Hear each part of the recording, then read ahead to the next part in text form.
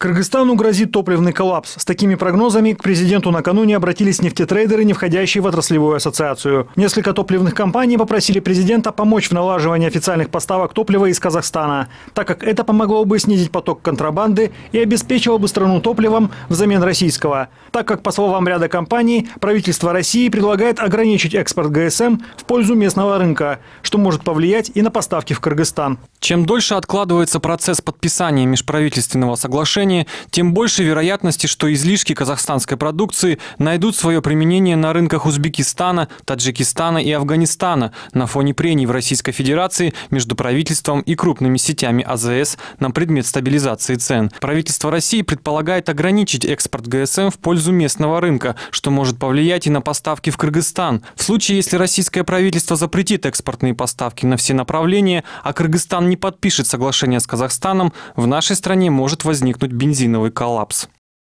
С прогнозами о том, что Кыргызстану, если уж не коллапс, то увеличение цен грозит уж точно, на этой неделе выступали и члены Ассоциации нефтетрейдеров. Крупнейшие поставщики топлива требовали от правительства ускориться в заключении договора с Россией. В противном случае литр бензина мог бы подорожать на 2-3 сома. На обращение нефтетрейдеров отреагировали в правительстве. Поэтому теперь проблем с ГСМ в стране возникнуть не должно. Ситуация так складывается, что если не будет подписано межправительственное соглашение между Кыргызской Республикой и Российской Федерацией о беспошлинных поставках нефти и нефтепродуктов, тогда, возможно, мы можем ожидать резкий скачок цен в январе месяце.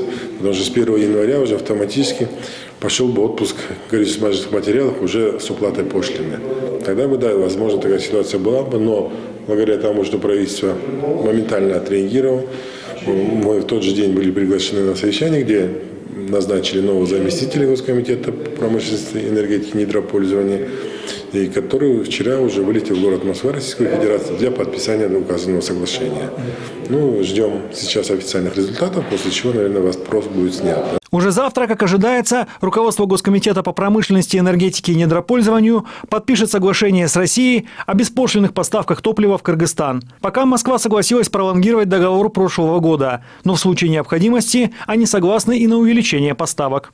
В настоящее время с Министерством энергетики Российской Федерации согласован объем беспошлинных поставок нефти и нефтепродуктов на 2019 год из Российской Федерации в Кыргызскую Республику на уровне последних подписанных индикативных балансов на 2018 год от 3 августа. Итак, нефти 50 тысяч тонн, бензина 460 тысяч тонн, дизельного топлива 485 тысяч тонн и топлива для реактивных двигателей 100 тысяч тонн. При этом российская сторона отметила, в случае увеличения объемов потребления в Кыргызстане светлых нефтепродуктов и изменения ситуации на рынке, они готовы будут пересмотреть индикативные балансы и внести корректировки. Что касается соглашения с Казахстаном о поставках топлива, этот документ помог бы улучшить ситуацию на топливном рынке, считают эксперты. Но обеспечить Кыргызстан бензином в полном объеме соседи не смогут.